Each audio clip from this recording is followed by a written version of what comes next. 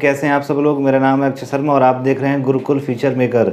देखिए last time हमने क्या किया है, जो पहला टॉपिक है भारत का संवैधानिक विकास, उसको कम्प्लीटली मैंने आपको पढ़ा दिया है। और अब जो आपका नेक्स्ट टॉपिक होगा भारतीय संविधान सभा, उसको हम लोग अध्ययन करेंगे। लेकिन जब हम नया टॉपिक अध्ययन करेंगे तो जो पिछला टॉपिक है वो आपके दिमाग से ना निकल जाए, इसलिए मैं डेली आपके लिए कुछ क्वेश्चन लेके आऊँगा, ठीक है। उसके जवाब आपको कमेंट सेक्शन में देने होंगे, जिससे आपकी रिवाइज पिछला टॉपिक जो हो वो आपके दिमाग में बना रहे, ठीक है। तो आज मैं एक क्वेश्चन लेके आया हूँ और आपको डेली क्लास में आप क्वेश्चन देखने को मिलेंगे, जिससे आपकी पिछली तैयारी रहेगी कि हाँ वो टॉपिक हमको याद रहा है, ठीक है। तो आज का क्वेश्चन है आपका ये कि निम्न में से किस अधिनियम के तहत, ठीक है, केंद्र में द्वै सदन विधायिका की शुरुआत हुई। तो ऑप्शन ए है 1919 ईस्वी का एक्ट, ऑप्शन बी 1862 का काउंसिल एक्ट आया था, 1919 ईस्वी का एक्ट है और 1858 ईस्वी का एक्ट है। तो आपको करना क्या है, आपको कमेंट सेक्शन में इस क्वेश्चन का जवाब देना है। और डेली क्लासेस में पिछले जितने जो मैंने आपको टॉपिक पढ़ाया उससे जितने भी क्वेश्चन बनेंगे, मैं आपको नए नए क्वेश्चन बनाकर यहाँ पर लाता रहूँगा। और ज़्यादातर क्वेश्चन मैंने पिछली क्लास में पीडीएफ के डिस्क्रिप्शन में मैंने वो अपलोड कर दी है पीडीएफ फाइल, ठीक है। वहाँ से जाके आप क्वेश्चन भी लगा सकते हैं। और आपको डेली टॉपिक तैयार करना है, आपको भूलने भी नहीं दिया जाएगा। अब इस क्वेश्चन का आप कमेंट सेक्शन में जवाब दें कि भारत में किस अधिनियम के तहत केंद्र में द्वै सदन विधायिका की शुरुआत हुई। पॉज करके आप क्वेश्चन पढ़ सकते हैं। अब बात करते हैं नेक्स्ट टॉपिक की। चलिए बात करते हैं आज के टॉपिक की, संविधान सभा। देखिए यहाँ पर हम डिस्कस करने वाले हैं बिल्कुल शुरुआत से, यहाँ पर सारी बातें समझ में आएंगी। वो पिछला एक टॉपिक था जिससे हमने बेस जाना अपना कि जो हमारे यहाँ की पॉलिटी है, राज व्यवस्था, उसका बेस क्या है। लेकिन यहाँ पर बातें बिल्कुल करंट की शुरू होंगी, आज़ादी की शुरू होंगी। आज़ादी से क्या मसला था, तभी से ये सारी व्यवस्थाएं तैयार होंगी संविधान सभा की। तो चर्चा करते हैं। देखिए सबसे पहले क्या हुआ, जनरली क्या था हमारे यहाँ, बात थोड़ा पीछे से उठाते हैं। हमारे यहाँ मैंने आपको बताया ब्रिटिश शासन व्यवस्था थी, ठीक है, जिनके अंडर में भारत था। गुलाम थे हम लोग अंग्रेजों के, कहा जाए सिंपल भाषा में। तो क्या हुआ, विद्रोह शुरुआत, गांधी जी आए। आपको पता है गांधी जी 9 जनवरी 1915 को अफ्रीका से लौटे और उन्होंने यहाँ पर एक सत्याग्रह चलाए, आंदोलन किए कई आकर के, ठीक है। लेकिन भारत में क्रांतिकारी भी थे, नेता भी थे। फिर आज़ादी, उन्होंने अपनी आज़ादी को समझा कि हमारे ऊपर गुलामी है एक प्रकार की, इस समय मुक्त होना है, ये विचारधारा उत्पन्न हो गई। गांधी जी के आने से इसने प्रबल रूप ले लिया। तो लोगों ने दबाव बनाया, इसमें कई लोगों के प्रमुख योगदान थे, ठीक है, ये नहीं एक व्यक्ति का काम था ये। सबसे पहले मैं बात करूंगा अपने विचार से क्रांतिकारी। जो क्रांतिकारी थे, इन्होंने क्या किया, इन्होंने कन्वे करनी, मतलब अपनी बात लोगों तक पहुंचाई कि हाँ, लोग, यहाँ के लोगों को पता ही नहीं था आज़ादी क्या है। इनको जनरली यही लाइफ बढ़िया लग रही थी कि हाँ ऐसी होता है, शासन चल रही है, क्योंकि लंबे समय से चल रही थी तो आदत बन गई थी। क्रांतिकारियों ने ये एहसास कराया लोगों को कि आप जो हैं गुलाम हैं, ये लाइफ नहीं है हमारी, ठीक है। हम अपनी लाइफ कैसे जिएंगे हम खुद तय करेंगे। ये एहसास किसने कराया हमको, क्रांतिकारियों ने, ठीक है। और जब ये उबाल किस में आ गया, भारतीय जनता में भरने वाले कौन थे, क्रांतिकारी। तब जनता ने सपोर्ट किया, किनको भी, वैसे भी सपोर्टिंग थी, ऐसा नहीं लीडर को सपोर्ट नहीं, पूर्ण रूप से सपोर्टिंग मिली वो क्रांतिकारियों के बाद मिली। तो जब हमारे यहाँ कंडीशन एक प्रकार की ऐसी आ गई कि अंग्रेजों को अब लगने लगा कि अब सिंपल सी बात है, दाल गलने वाली नहीं है, वो वाली कंडीशन आ गई, तब जाकर अंग्रेजों ने ये डिसाइड कर लिया कि हाँ भाई अब इनको आज़ादी दे देनी चाहिए। तो वो ऐतिहासिक तथ्य मैंने इतिहास में जिक्र नहीं है, कौन सी घटना कहाँ पे हुई है, कैसी हुई है, लेकिन आपको बताऊँ इसमें योगदान क्रांतिकारियों का भी है और लीडर्स का भी है, ठीक है। दोनों का बराबरी योगदान है। क्रांतिकारियों ने क्या किया, खुद मिटकर लोगों के अंदर ये उनकी जुबान में, उनकी ज़िंदगी में ये भर दिया कि अब हमें क्या चाहिए, आज़ादी, और कुछ नहीं करना, हमको क्या चाहिए, आज़ादी। तो ये विरोध चल रहे थे लगातार। अब इस विरोध के चलते क्या हुआ, किस प्रकार से अंग्रेज माने और किस प्रकार से व्यवस्था हुई, वो हमको देखना है यहाँ पर, ठीक है। तो देखिए सर्वप्रथम जो संविधान सभा है क्या, देखो एक ऐसी यूनिटी जो संविधान बनाएगी भारत का, जनरल सीधी भाषा में बताऊं, एक ऐसा समूह जो भारत के संविधान का क्या करेगा, निर्माण करेगा। तो इस संविधान सभा की कई बार मांग की गई, ठीक है। तो उससे भी क्वेश्चन बन जाता है, यदि आपसे पूछा है प्रथम बार, तो प्रथम बार संविधान सभा की मांग संविधान सभा की जो मांग की गई वो बाल गंगाधर तिलक, ध्यान रखेंगे क्वेश्चन पूछा गया है, बाल गंगाधर तिलक के द्वारा, और ये की गई थी 1895 ईस्वी। यदि आपसे पूछा जाए कि सर्वप्रथम संविधान सभा की मांग किसने की है तो आप किसका नाम लेंगे, बाल गंगाधर तिलक। लेकिन ये संविधान सभा की मांग की गई थी ये मौखिक रूप से की गई थी। अगर आपसे पूछा जाए औपचारिक क्वेश्चन में, यदि ये लगा दे और पूछा भी गया क्वेश्चन के औपचारिक रूप से सर्वप्रथम संविधान सभा की मांग किसने की है, तो आप इनको टिक नहीं करेंगे, तब आप लाएंगे एम.एन. रॉय, महेंद्र नाथ रॉय। यदि आपसे क्वेश्चन पूछा जाए प्रथम बार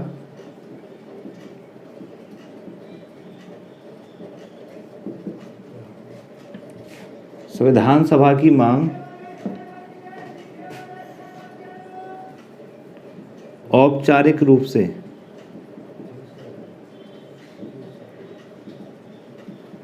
तो ये किसने की है, एम.एन. रॉय, और ये 1934 ईस्वी में। ठीक है, तो दो क्वेश्चन बने।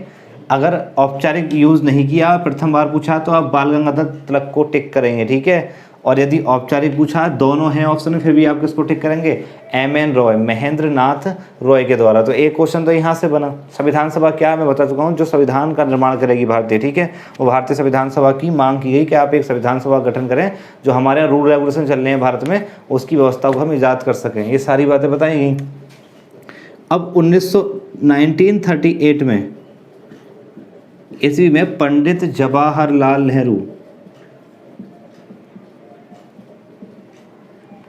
नेहरू ने भी संविधान सभा के गठन की मांग की।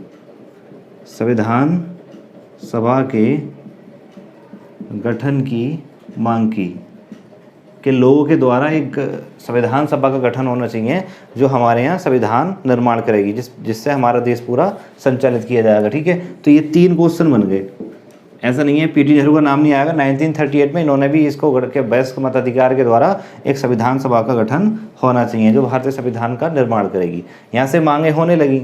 अब उधर क्या था, ब्रिटिश शासन क्यों ये सारी बातें मानेगा, क्यों वो संविधान सभा बनाए, क्यों छोड़ के जाएगा, उसके पीछे कारण समझते हैं। संविधान सभा की मांग की जा रही है भारतीयों के द्वारा, स्वतंत्रता की मांग की जा रही है, लेकिन अब ब्रिटिश क्राउन के अंदर क्या चल रहा है, तो हम भारतीयों के अंदर चल रहा है। हम संविधान सभा की मांग कर रहे हैं कि संविधान बनाएंगे, देश चलाएंगे, स्वतंत्र हो जाएंगे, लेकिन ब्रिटिश क्राउन के अंदर क्या चल रहा था, इस बात को समझते हैं। इसको नोट कर लेंगे। ठीक है, पॉइंट बना करके संविधान सभा, ये सारे पॉइंट लिखा रहा हूँ मैं, ये सारे पॉइंट नोट करेंगे। ठीक,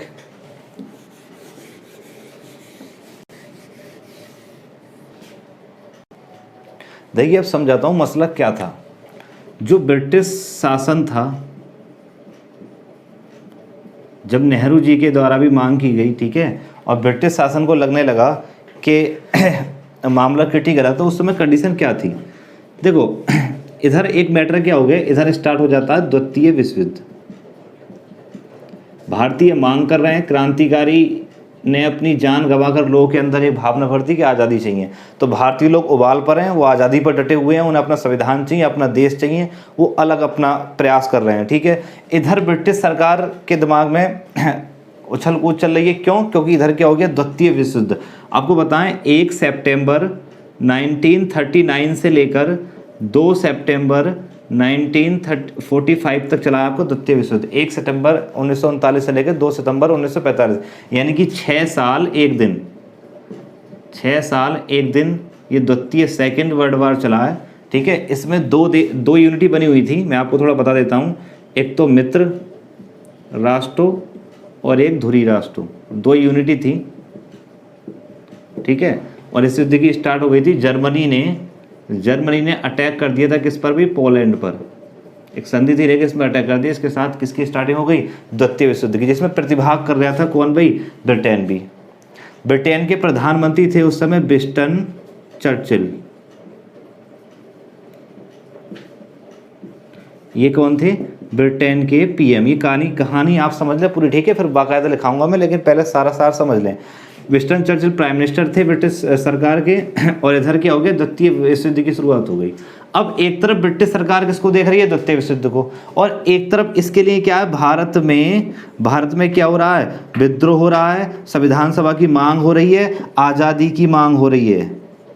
बात समझ रहे हैं? पहले पूरी बात समझ लें। ब्रिटिश सरकार बीच में एक तरफ वो सेकेंड वर्ल्ड वार को देख रही है और एक तरफ भारत में क्या हो रहा है, विद्रोह हो रहा है और भारतवासी आज़ादी की मांग कर रहे हैं, ठीक है, संविधान सभा की मांग कर रहे हैं।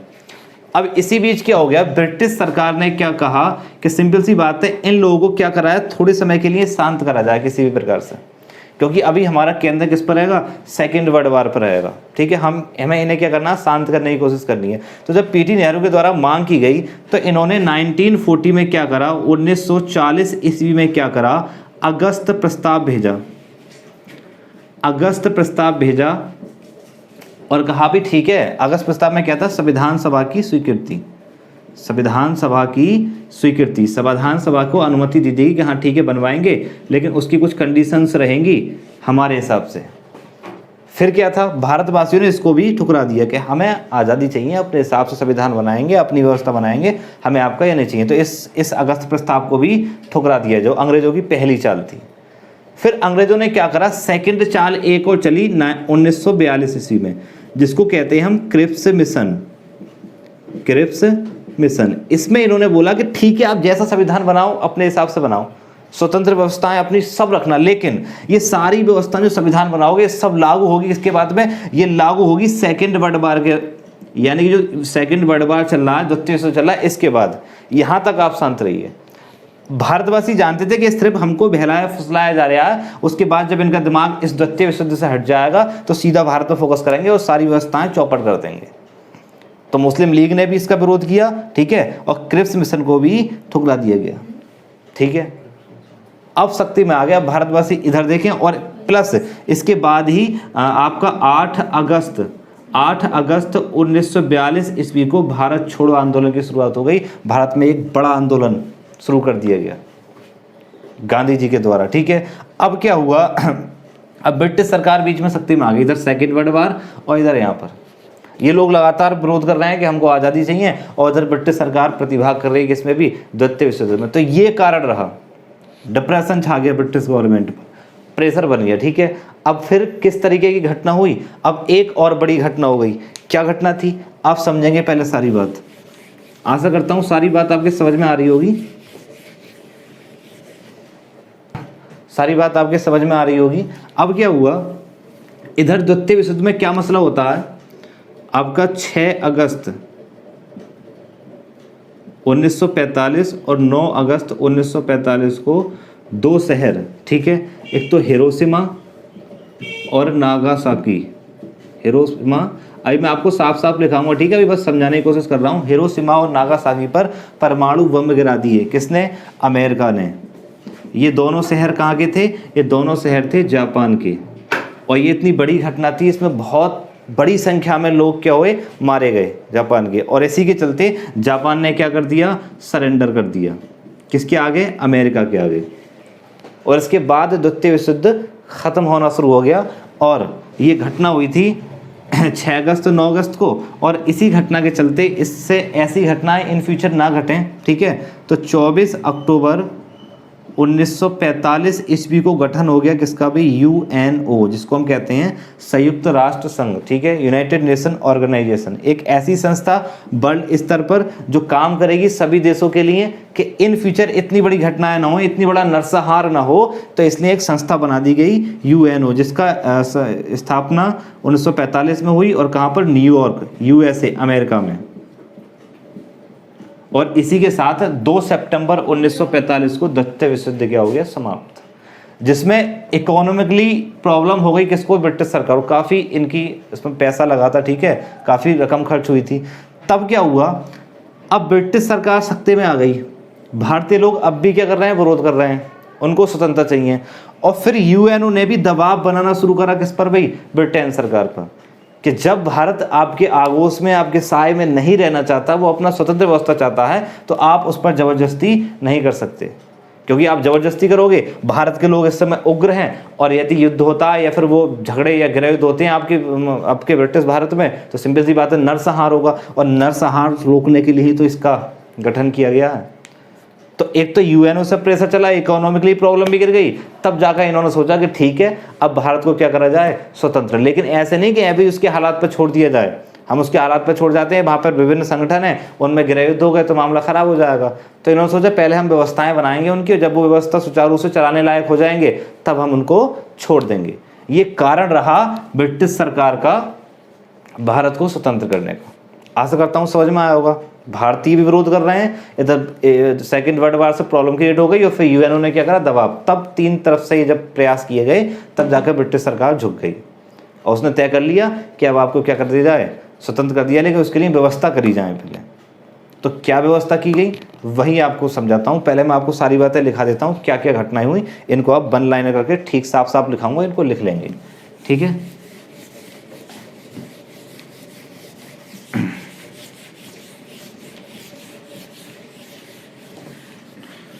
देखिए संविधान सभा की मांग की गई, तब क्या किया इन्होंने 1940 में, 1940 ईस्वी में वो मैंने समझाया था सब कुछ, ठीक है। अब यहाँ पर नोट कर लेंगे साफ साफ।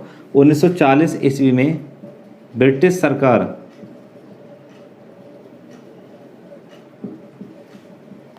ब्रिटिश सरकार ने अगस्त प्रस्ताव भेजा। अगस्त प्रस्ताव, ये अगस्त प्रस्ताव क्या था, संविधान सभा की स्वीकृति, जिसकी मांग कर रहे थे हम लोग,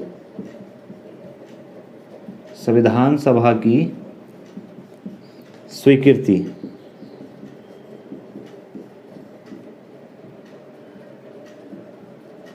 लेकिन इसको क्या करा, भारतीयों ने ठुकरा दिया, भारतीयों ने ठुकरा दिया इसको जो अगस्त प्रस्ताव को पीटी नेहरू ने दरवाजे पर जंग लगे कील कहा था, ठीक है। और ये उनके सिस्टम था, उनकी सारी व्यवस्थाएं थी उसमें उनके प्रकार से, तो इसको क्या कर दिया, खत्म। फिर अंग्रेजों ने एक सेकंड चाल चली और इसके विरोध में मैं आपको बता दूं, इसके ही विरोध में, अगस्त प्रस्ताव के विरोध में व्यक्तिगत सत्या, ये क्वेश्चन पूछे जाते हैं, व्यक्तिगत सत्या किन लोगों ने किया था, तो इसके ही विरोध में,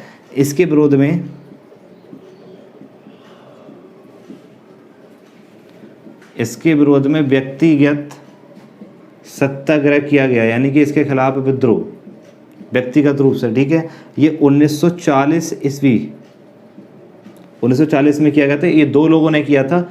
सबसे पहला नाम आता है विनोबा भावे, भूदान आंदोलन से जुड़े हुए हैं ये, ठीक है, बहुत फेमस नाम है विनोबा भावे।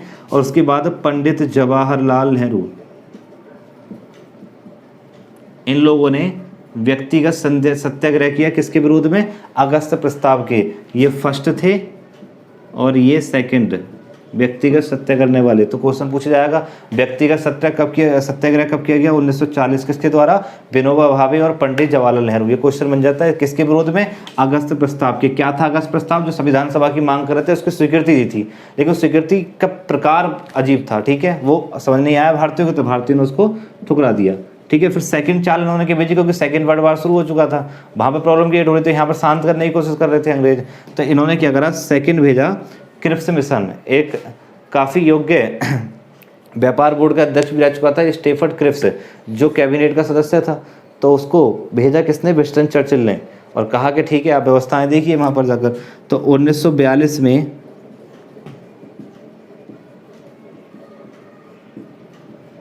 क्रिप्स मिशन भारत आया, ठीक है। इसके अंतर्गत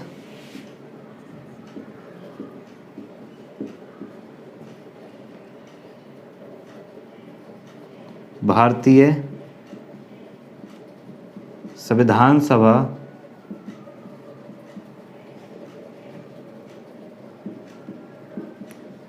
तथा इसके द्वारा निर्मित संविधान द्वितीय विश्व युद्ध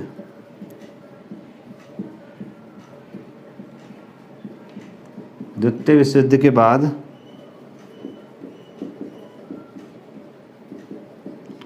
अपनाया जाना था, ठीक है। यानी कि सारे काम क्रिप्स मिशन के कब होने थे, सेकेंड वर्ल्ड वार के बाद।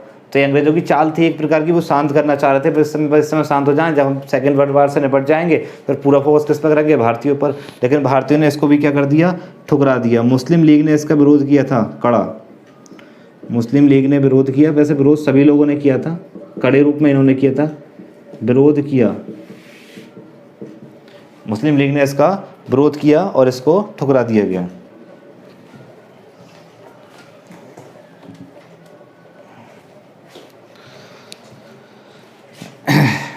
और इसको भी क्या करा, ठुकरा दिया भारतीयों ने। क्रिप्स मिशन को तो 2 क्वेश्चन बहुत पूछे जाते हैं, अगस्त प्रस्ताव 1940 और क्रिप्स मिशन 1942। ठीक है, क्या क्या बातें थी, सारी बातें मैंने आपको स्पष्ट कर दी। ठीक है, और 2 बातें और नोट कर लेंगे। इस अगस्त प्रस्ताव को पीटी नेहरू ने कहा था दरवाजे पर जंग लगी कील, दरवाजे पर जंग लगी कील। किसको, अगस्त प्रस्ताव को किसने कहा है, पीटी नेहरू, यानी कि पंडित जवाहरलाल नेहरू। और बात करते हैं क्रिप्स मिशन की, तो देखो क्रिप्स मिशन को कहा गया है post dated check, post dated check. ये किसने कहा है भाई, महात्मा गांधी, ध्यान रहेंगे, महात्मा गांधी ने। और इसको ही एक नाम और दिया गया था, post dated cheque of sinking bank, डूबते हुए बैंक का, ये कहा था पीटी नेहरू ने। तो ऐसा भी कभी पूछ लिया जाता है कमेंट में, इसलिए मैं आपको बता रहा हूं कि अगस्त प्रस्ताव को दरवाजे पर जंग लगी कील कहा किसने, पीटी नेहरू ने। और क्रिप्स मिशन को post dated check Gandhi ji के द्वारा, और पोस्ट डेटेड चेक डूबते हुए बैंक का, ये किसने कहा था, पीटी नेहरू ने। तो सारी बातें नोट करेंगे, पूरा कंसेप्चुअल आपको पढ़ाया जाएगा। ठीक है, जिससे आपकी सारी बातें दिमाग में रहें, कुछ ना बच पाए। एक बार दिमाग से निकल गई तो क्वेश्चन नहीं बचने वाला फिर। तो इसको नोट कर लेंगे सभी।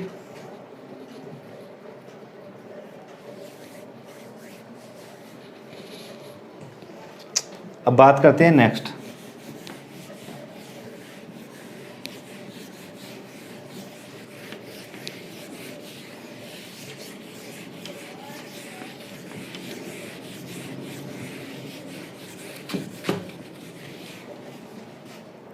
इसके बाद एक फेमस सम्मेलन है, उसको भी नोट कर लेंगे। 25 जून 1945 को एक हुआ था शिमला सम्मेलन।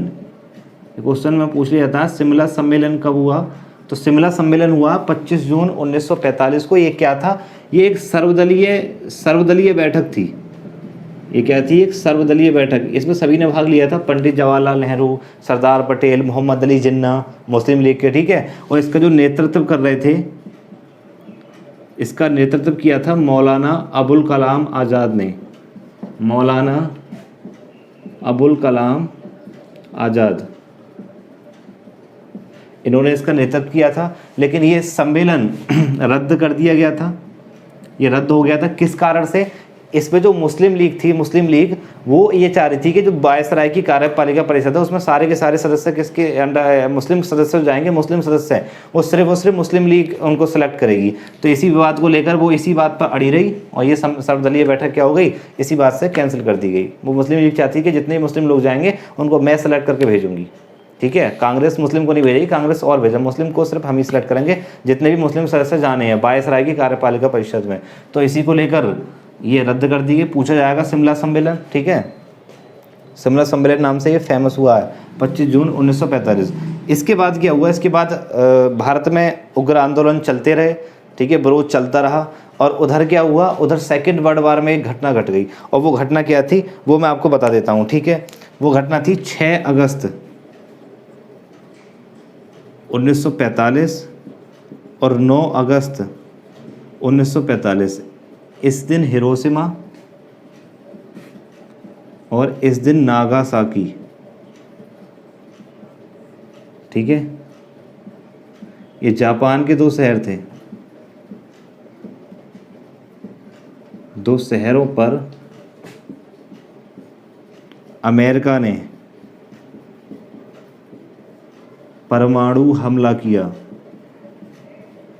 परमाणु हमला किया, परमाणु बम का अटैक किया था अमेरिका ने, जिसके चलते जापान धराशायी हो गया था। बहुत ज़्यादा लोगों की इसमें मृत्यु हुई थी, जिसके चलते आपको बताएं 15 अगस्त 1945 ईस्वी को जापान ने सरेंडर कर दिया था। जापान ने सरेंडर कर दिया। और इसके बाद आप सभी जानते हैं 2 सितंबर 2 सितंबर 1945 ईस्वी को द्वितीय विश्व युद्ध की समाप्ति। ये सारी बातें इसलिए बता रहा हूँ आपकी दिमाग में सारी बातें बैठ जाएं। मैं चाहता तो खाली संविधान सभा के वन लाइनर किताबों की तरफ फैक्ट पढ़ा देता जो किताबों में लिखे हुए हैं, वन लाइन बस उनको याद कर लो। लेकिन जब सार पता होगा ना कैसे प्रेशर कहाँ से क्या बातें चल रही हैं, तो नए क्वेश्चन भी बनते हैं, वर्ल्ड हिस्ट्री के क्वेश्चन बन रहे हैं और बातें समझ में आती है। समझने के लिए मैं प्रयास कर रहा हूँ, आप एक बार समझ जाओगे फिर प्रॉब्लम नहीं है, फिर वो बातें लंबे समय तक याद रहेंगी। समझे? अब बात करते हैं नेक्स्ट, इसको नोट कर लेंगे पॉज करके वीडियो को।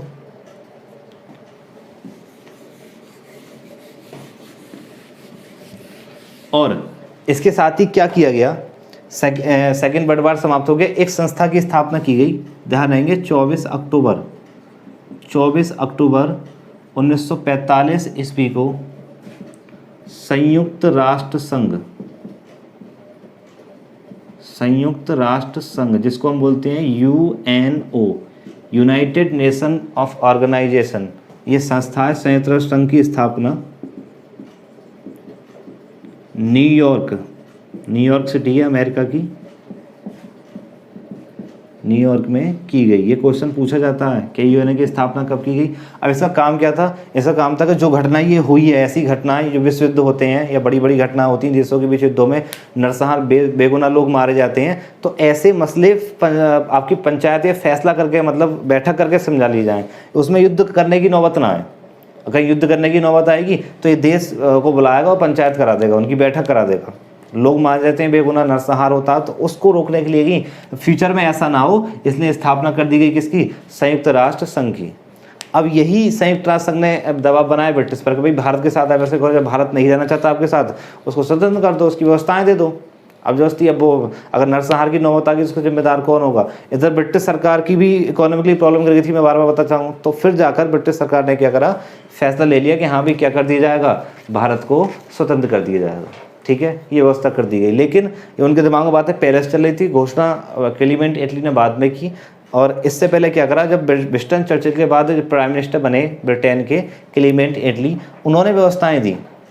उन्होंने एक मिशन बनाया, बोले आप जाइए कुछ कैबिनेट मिनिस्टर के भारत में जाकर ऐसी व्यवस्थाएं करिए जिससे क्या हो, वहाँ पर एक स्वतंत्र रूप से अपने हिसाब से शासन चलाने की व्यवस्थाएं उपजें। ऐसी आपको वहाँ पर व्यवस्थाएं करनी है। तो क्या हुआ वो देखते हैं आगे चलकर।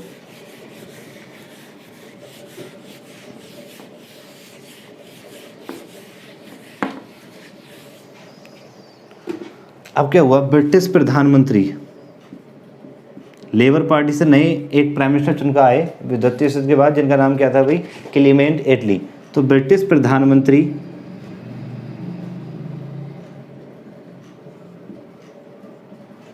क्लीमेंट एटली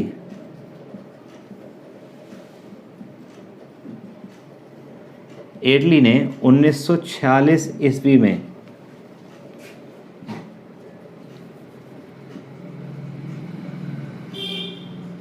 एक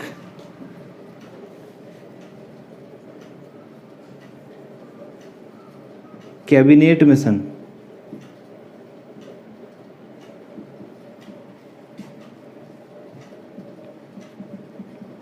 का गठन किया।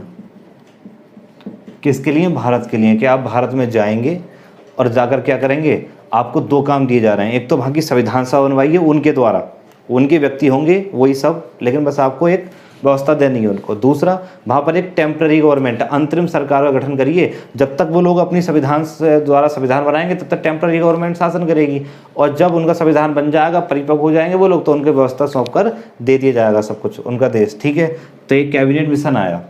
अब क्वेश्चन पूछा जाएगा, कैबिनेट मिशन गठन प्रधानमंत्री क्लीमेंट एटली के द्वारा किया गया, ये भारत कब आया और कब इसे लागू पारित किया गया या फिर लागू किया, मतलब लोगों के सामने प्रकाशित किया गया, क्या व्यवस्थाएं हैं इसमें। तो ध्यान रखेंगे आपका 24 मार्च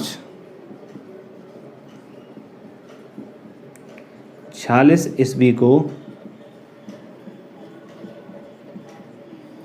कैबिनेट मिशन क्या था अभी बताऊंगा। ठीक है, कैबिनेट मिशन भारत आया, ये क्वेश्चन कई बार पूछा गया है, छोटे एग्जाम में पूछा जाता है कि बताइए कैबिनेट मिशन भारत कब आया था। 24 मार्च 1946, ऑप्शन में 1946 होता है, ज़्यादा अपर लेवल के होते हैं तो डेट भी वो मालूम कर लेता है। दिल्ली 24 मार्च को ये आ गया था। क्या मसला था? ये 3 लोग थे इसमें जिनको भारत में, अगर भारत को आज़ादी देने संबंधी कोई पहला स्टेप लिया था गवर्नमेंट ने ब्रिटिश सही प्रकार का, तो वो स्टेप क्या था? कैबिनेट मिशन ही था। ठीक है, अगर आपसे पूछा जाए इसे प्रकाशित कब किया गया, तो 16 मई 1946 ईस्वी को कैबिनेट मिशन प्रकाशित किया गया। इसमें क्या मैटर है? प्रकाशित किया गया। अब क्या बातें थी कैबिनेट मिशन में, कौन थे वो 3 लोग, ठीक है, और क्या काम करने थे भारत में कैबिनेट मिशन को, ये समझते हैं। अभी मैं आपको विस्तार से इसका स्ट्रक्चर बनाऊंगा जिससे आपकी बातें समझ में आ जाएं। सब इसको नोट कर लेंगे सभी।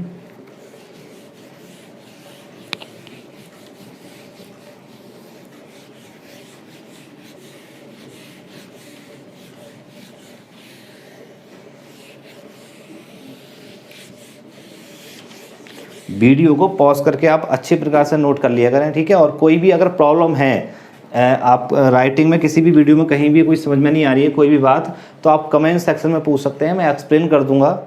और यदि ज़्यादा लंबी व्याख्या हुई तो अगली क्लास में उसकी चर्चा कर दी जाएगी, ठीक है। अब देखिए जो कैबिनेट मिशन था,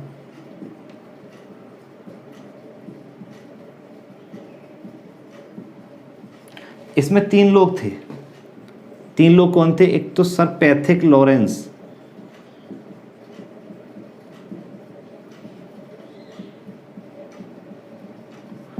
और सेकंड स्टेफर्ड क्रिप्स,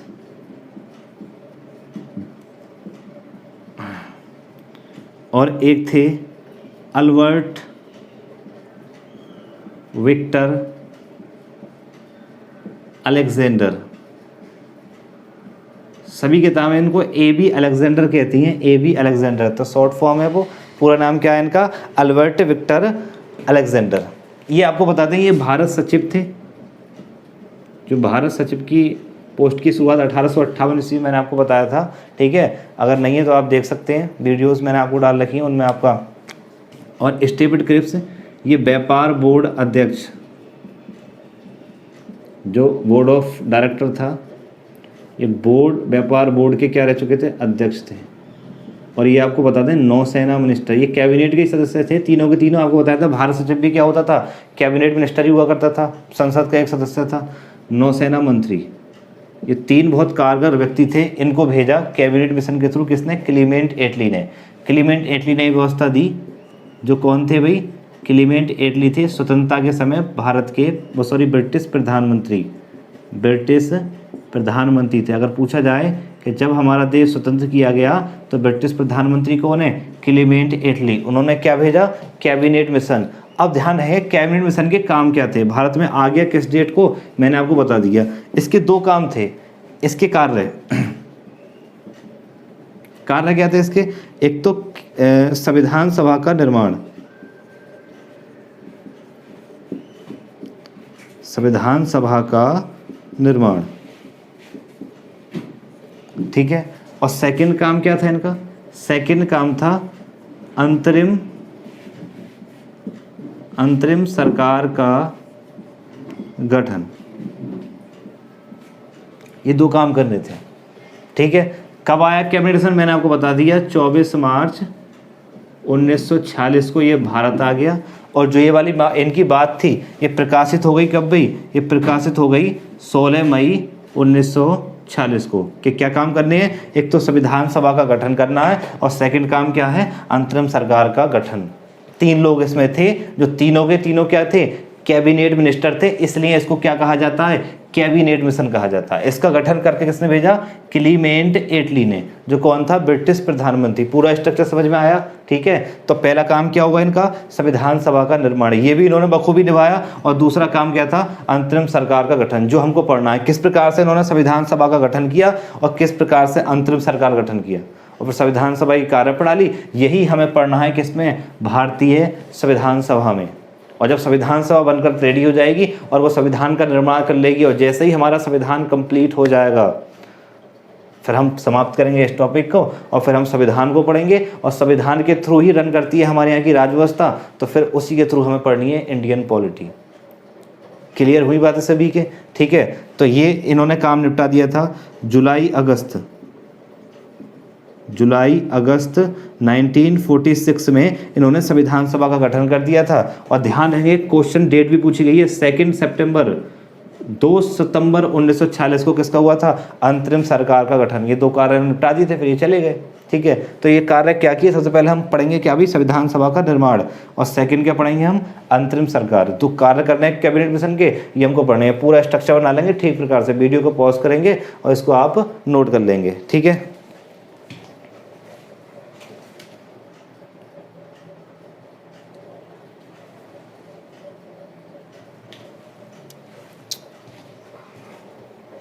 तो देखिए आज आपके बात समझ में आ गई होगी। आज की वीडियो का सार क्या रहा? मैंने आपको बताया कि भारत सरकार भारतीय थे, उन्होंने विद्रोह किया, उनके अंदर जुनून था आज़ादी पाने का। इधर ब्रिटिश सरकार बीच में फंस गई, उधर द्वितीय युद्ध, इधर भारतीय लोग परेशान कर रहे हैं। तो एंड परेशान होकर ब्रिटिश सरकार को यूएनओ ने भी दबाव बनाया, ब्रिटिश सरकार को ये स्टेप लेना पड़ा कि हाँ भी अब भारत में हमारी दाल नहीं गलेगी, क्योंकि अब भारत का हर व्यक्ति आज़ादी चाहता है। पहले कुछ लीडर्स थे, क्रांतिकारी थे, लेकिन क्रांतिकारियों ने अपने आप को, वो 20-20, 25-25 साल के लड़के अपने आप को आग में आहुति देकर भारतीय लोगों को ये एहसास कराया कि आपको सिर्फ आज़ादी की मांग करनी है। लोगों की जुबान पर क्या हो गया? आज़ादी वर्ड।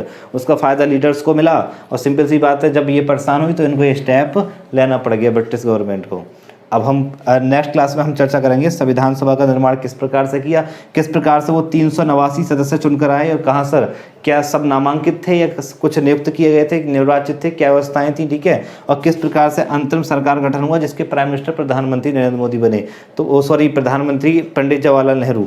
ठीक है, प्रधानमंत्री पंडित जवाहरलाल नेहरू नियुक्त किए गए अंतरिम सरकार के। ठीक, तो ये सारी बातें हमको पढ़नी है अच्छी प्रकार से। नेक्स्ट क्लास में आशा करता हूँ आज की क्लास आपको समझ आई होगी सारी बातें, और जो भी अगर प्रॉब्लम है किसी प्रकार की तो आप कमेंट सेक्शन में जाकर पूछ सकते हैं। और मैं आपसे बार बार कह रहा हूँ, कुछ बच्चे हैं, अकरम मलिक, मैंने आपको बताया था पिछली बार भी, जो बच्चे डेली कमेंट भी करते हैं और ये बताते हैं हम क्लास रिवाइज कर रहे हैं। रिवाइज करने को क्यों बोल रहा हूँ? आपके दिमाग में बातें बैठ जाएंगी मेरे भाई, ये अध्ययन आपको करना पड़ेगा।